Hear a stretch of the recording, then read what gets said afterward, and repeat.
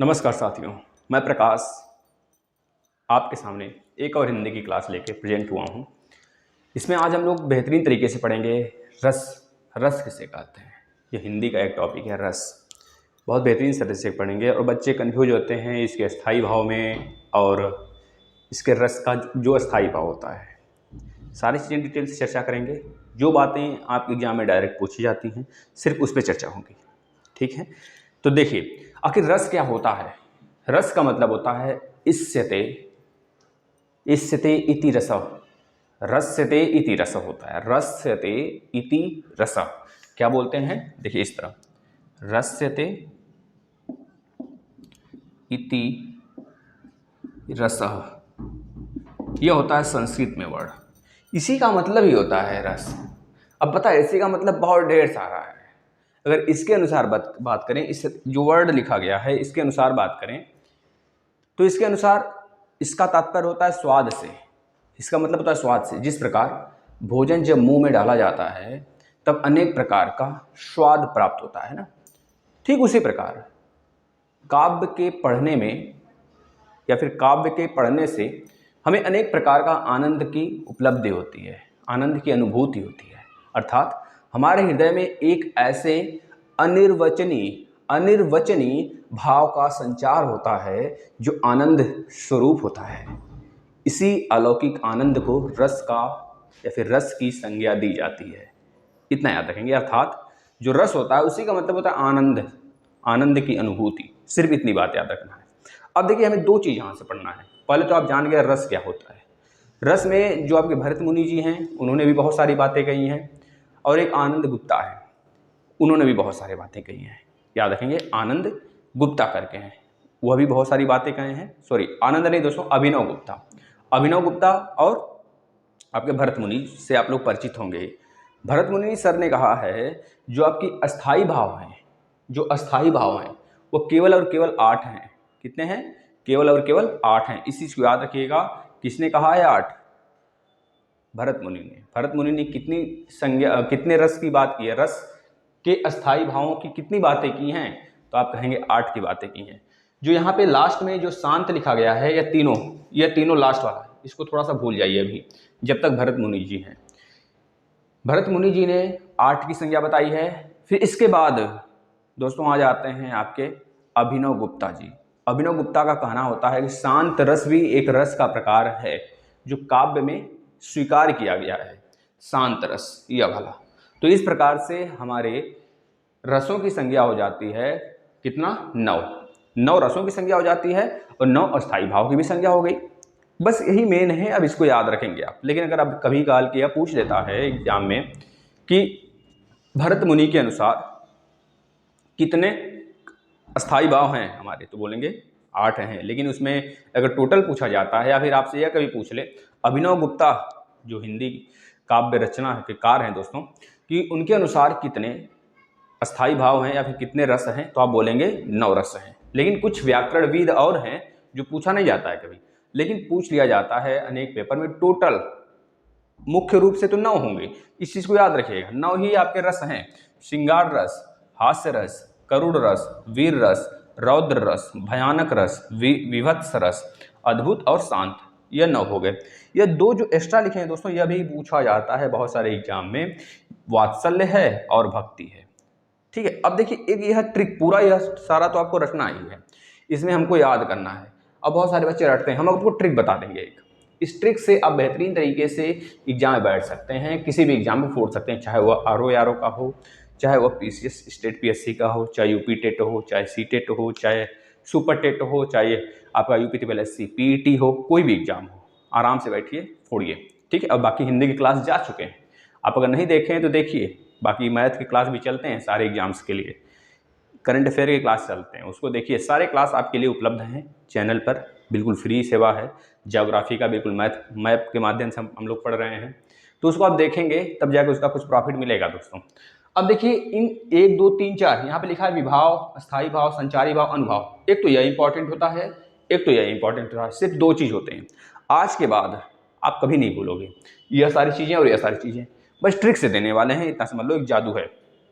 सबसे पहले इसको याद करेंगे, करुण, हास्य श्रृंगार मिलकर वीर भयानक शांत बना। क्या दोस्तों? करुण हास्य श्रृंगार मिलकर वीर भयानक शांत बना। एक लाइन होगी। दूसरी लाइन, शोक हास रति के उत्साह में भय भी निर्वेद बना। करुण हास्य श्रृंगार मिलकर वीर भयानक शांत बना। शोक हास रति के उत्साह में भय भी निर्वेद बना। एक बार हमारे साथ और बोलेंगे, सिर्फ एक बार। उसके बाद घर पे कम से कम 20 बार। हम बता देते हैं दोस्तों, अगर आप 20 बार बोल लिए और 20 बार कॉपी पे लिख लिए तो जिंदगी भर के लिए यह रस आपका पक्का हो जाएगा। ठीक है ना? फिर पढ़िए, पढ़ाइए, बच्चों को पढ़ाइए। इस तरह सारी चीजें चलती रहेंगी। करुण हास्य श्रृंगार मिलकर वीर भयानक शांत बना। शोक हास रति के उत्साह में भय भी निर्वेद बना। भय भी निर्वेद बना। अब यहां पर देखिए, करुण रस के लिए स्थायी भाव शोक होता है। करुण रस के लिए स्थायी भाव शोक होता है, ये चीज है ना। हास्य, हास्य रस के लिए स्थायी भाव हास होता है। हास्य रस के लिए स्थायी भाव हास होता है। श्रृंगार रस के लिए स्थायी भाव रति होता है। श्रृंगार में बहुत सारी चीजें होती हैं, है ना। बहुत सारे चीजें, प्रेमी प्रेमिकाएं हो गए, नायक नायिकाएं हो गए, बहुत सारी चीजें घटनाएं घटती हैं। ये सारी विवाहों में देखा जाता है। इसकी बात चर्चा करते हैं। इसके बाद वीर का स्थायी भाव उत्साह होता है। क्या होता है? उत्साह। वीर का उत्साह, देखिए यहाँ पे है ना, वीर रस का उत्साह। इसके बाद भयानक, भयानक का स्थायी भाव भय होता है, सिर्फ भय। इस बात को याद कर लेंगे। और शांत का निर्वेद होता है। 1 2 3 4 5 6। पहले लाइन से हमने 6 याद कर लिया। अब हम लोग दूसरे लाइन से याद करते हैं 2, मतलब 3 और। देखिए कैसे। अद्भुत का विस्मय होगा। अद्भुत मतलब क्या होता है? अद्भुत मतलब कोई चीज विस्मय रहे, विस्मयादिबोधक का साइन लगाते हैं आप, विस्मयादिबोधक का, इस प्रकार से, इस प्रकार से। ये विस्मयादिबोधक। अद्भुत का विस्मय मतलब कोई चीज अद्भुत है, हमें पता नहीं, अद्भुत मतलब अद्भुत हो गया। आप जॉब पा जाएंगे तो जो लोग ये बोलते हैं कि आप कभी नहीं पाओगे, वो बोलेंगे यही कि अद्भुत हो गया। अरे ये तो बहुत गधा था, कैसे पा गए जाओगे? तो ये अद्भुत हो गया। अद्भुत मतलब क्या हो गया? विस्मय में पड़ गए, संशय से बोलते हैं, विस्मय में पड़ जाना। तो इस तरह याद कर लेंगे, अद्भुत का विस्मय क्या होता है? स्थायी भाव होता है। रौद्र, रौद्र कब होगा आदमी? देखिए शिव जी रौद्र रूप धारण करते हैं ना, उस समय रौद्र रूप धारण करना मतलब रुद्र, रुद्राक्ष किस में आता है? सॉरी, जो आपके शिव जी हैं उनके मुकुट में, उनके मुकुट में, उनके जटा में लगा होता है, उनके हाथों में बंधा होता है, उनके गले में लगा होता है रुद्राक्ष की माला, है ना। तो वही चीज है रौद्र रूप धारण करना, क्रोधित हो जाना। तो रौद्र से क्रोध। ठीक है, ये बात अभी हम करते हैं। पहले इसको आपने देख लिया ना, अच्छा याद हो गया। अब देखिए इसको पढ़िए। अद्भुत रौद्र विभत्स के कारण नवरस का सम्मान बना। इससे अभी याद हो जाएगा, नवरस होते हैं। ठीक है। विस्मय क्रोध की जुगुप्सा से रसों का स्थायी भाव बना। सिंपल सा कहानी फिट। अपने आप में यह सारी चीजें आपके दिमाग में ऑटोमेटिक जा चुकी हैं। आप इसको देख सकते हैं, बोल सकते हैं, लिख सकते हैं। ज्यों लिखेंगे त्यों आपके दिमाग में ऑटोमेटिक वो क्या कर जाएंगे? तो प्रिंट कर जाएंगे। जैसे नाम आप किसी का नहीं बोलते घर में, उसी तरह इसको भी नहीं भूलेंगे। बस प्रैक्टिस। एक बार और हमारे साथ बोलिएगा। अद्भुत रौद्र विभत्स के कारण नवरस का सम्मान बना। विस्मय क्रोध की जुगुप्सा से रसों का स्थायी भाव बना। अब देखिएगा, अद्भुत का विस्मय होता है, स्थायी भाव, रौद्र का क्रोध होता है, विभत्स का जुगुप्सा होता है। यह चीजें हैं। अब किसकी बात कर रहे थे? अस्थायी भाव की बात कर रहे थे। तो कभी नहीं भूलेंगे कितने रस होते हैं? 9 रस होते हैं। याद हो गया। अब यहां पे देखिए, 2 यहां पर एक्स्ट्रा हैं, यह दोनों। वात्सल्य का स्नेह होता है, भक्ति का अनुराग होता है। अनुराग मतलब भक्ति में लीन लेना, लीन रहना, पूजा पाठ करना, ये सारी चीजें। अब 4 चीजें हम आपको और बताते हैं। विभाव, अस्थायी भाव, संचारी भाव, अनुभाव। इसमें एक एग्जाम्पल लेंगे लास्ट में, लेकिन थोड़ी सी इसके बारे में चर्चा कर लेते हैं। जैसे विभाव क्या होता है? विभाव का मतलब भावों की उत्पत्ति के कारण जो विभाव होते हैं या फिर विभाव माने जाते हैं, उसे भावों की उत्पत्ति के कारण ही विभाव माना जाता है। ये 2 प्रकार का होता है, एक आलंबन होता है, एक उद्दीपन होता है। विभाव क्या होता है? भावों की उत्पत्ति के कारण जो विभाव होता है उसी को हम लोग विभाव मानते हैं। सिंपल सा एक लाइन, भाव की उत्पत्ति ही विभाव है। यह चीज, ये 2 प्रकार का होता है, आलंबन होता है, एक उद्दीपन होता है। आलंबन में सर क्या होता है? जिससे, मतलब कि आलंबन का मतलब, आलंबन मतलब जिसके ऊपर उस भाव का उत्पन्न होना अवलंबित किया जाए या फिर अवलंबित रहे। जैसे नायक और नायिका हैं, एक दूसरे में क्या होते हैं, जब मतलब बहुत ही लीन हो जाते हैं। तो एक दूसरे को डांटते भी हैं, डपटते भी हैं, एक दूसरे से गुस्सा भी होते हैं, भौवें चढ़ा लेते हैं, है ना, आंख का अवलंबन होता है। इस तरह से सारी चीज़ें होती हैं परस्पर, उन लोगों में, नायक और नायिका में होती रहती है, बहुत सारी चीज़ें होती हैं। इसके बाद दूसरा जो उद्दीपन है, उद्दीपन का मतलब जो उस भाव को उद्दीपित करता है, यानी कि जो उस भाव को उद्दीपित करता है, यानी कि तेजी देता है। जैसे हम बात करें, आप लोग दो कपल हैं, बैठे हुए हैं और थोड़ी सी मौसम बहुत सुहाना हो जाता है, तो उसमें क्या होता है, प्यार का भाव बढ़ जाता है, प्यार ऑटोमेटिक बढ़ जाता है, क्योंकि मौसम बहुत अच्छा है ना। उस समय अगर दो कपल बैठे हैं तो बहुत ही बेहतरीन प्यार होती है उसमें। इसके बाद अगर बारिश होने लगा, अगर आप बाहर हो, कहीं कहीं घूम रहे हो, पिकनिक बना रहे हो, दो कपल हो, शादीशुदा हो, और उसमें बेहतरीन फीलिंग्स आ जाएगी आपके पास, और उस समय आपका प्यार बढ़ जाता है। तो सुहावना मौसम हुआ, चांदनी रात हुआ, सुगंधित पदार्थ, जैसे कभी अगर दो कपल एक दूसरे को हक करते हो मान लीजिए, और उस समय अगर कोई बहुत ज़्यादा सुगंधित कुछ चीज़ें आ जाती हैं, तो उस समय क्या होता है, वह और अच्छे से उनका प्यार बढ़ जाता है ना। इस तरह समझ सकते हैं। तो मतलब उद्दीपन का मतलब ये हुआ, कोई उसमें क्या कर दे, जैसे होता है ना, हम लोग बोलते हैं घी का काम करना, झगड़े में घी का काम करना क्या होता है, मतलब तेल में घी का काम करना, तेल को भड़का देना।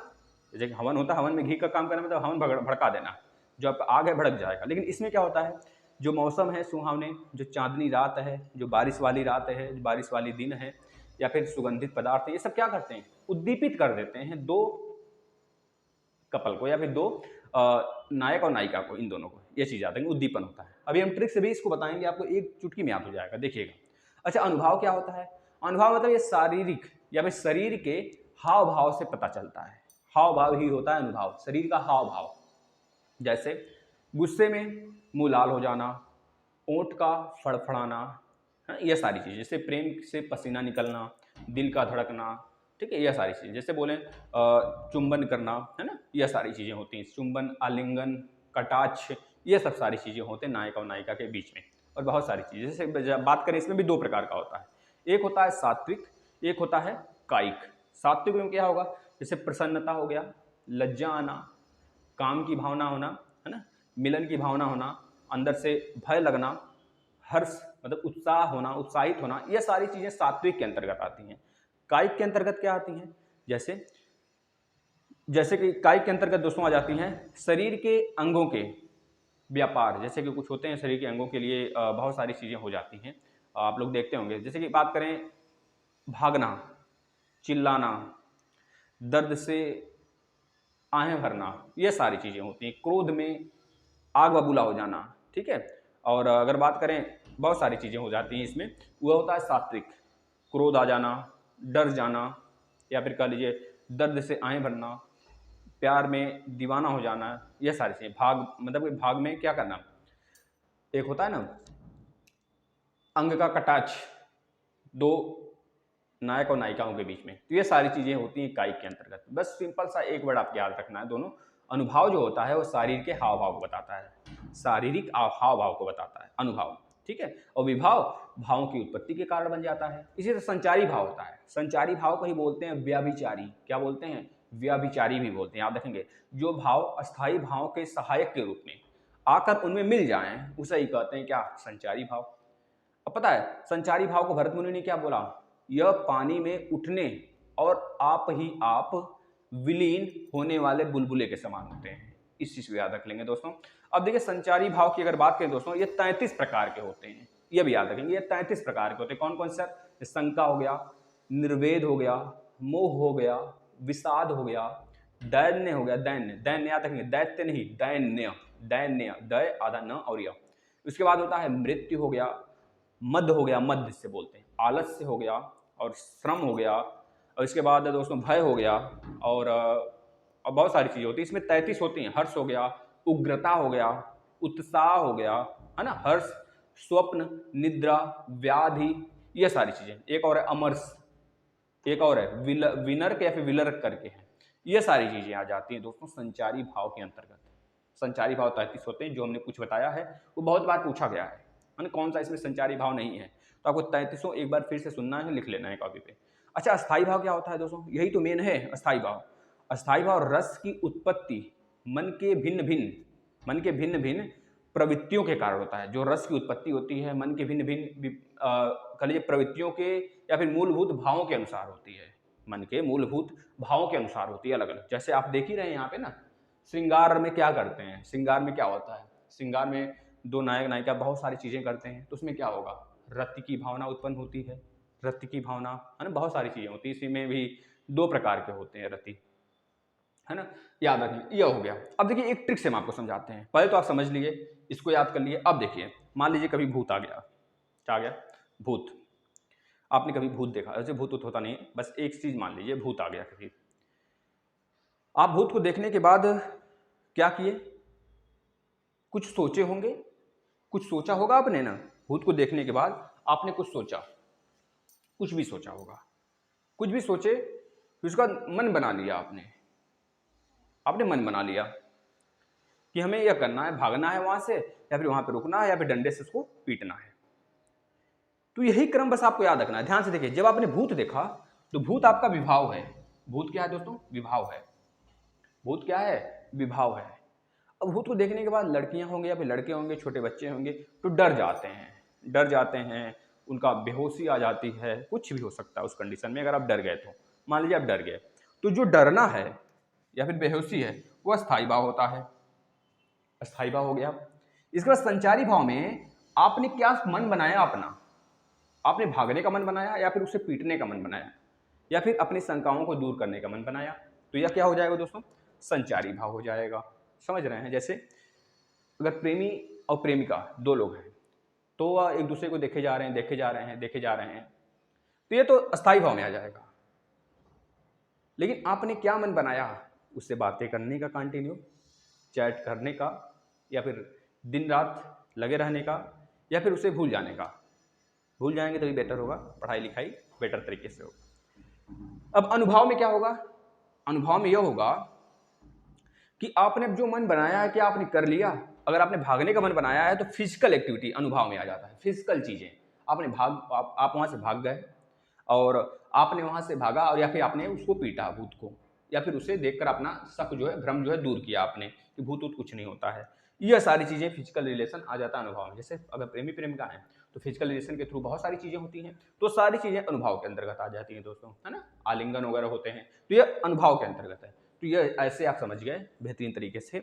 और एक चीज तो जरूर याद करेंगे दोस्तों, इसको, करुण हास श्रृंगार मिलकर वीर भयानक शांत बना, शोक हास रति के उत्साह में भय भी निर्वेद बना, अद्भुत रौद्र विभत्स के कारण नव रस का सम्मान बना, विस्मय क्रोध की जुगुप्सा से रसों का स्थायी भाव बना। दोस्तों अगर आपको वीडियो पसंद आया हो तो आप ज़्यादा से ज़्यादा लोगों को शेयर करेंगे, और सारे के सारे वीडियो फॉलो करेंगे। दोस्तों जितने वीडियो अभी तक आ चुके हैं चैनल पर उसको भी देखेंगे।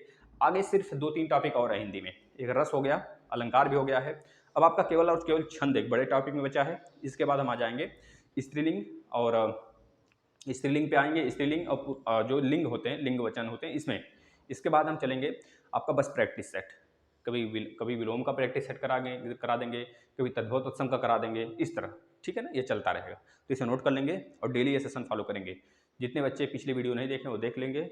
मैथ का क्लास रोज सुबह 11 बजे चलता है, बाय द वे कभी लेट हो जाता है तो 12 बजे आ जाता है भाई, है ना। तो इस तरह से आप सारे क्लासेस फॉलो करेंगे। धन्यवाद।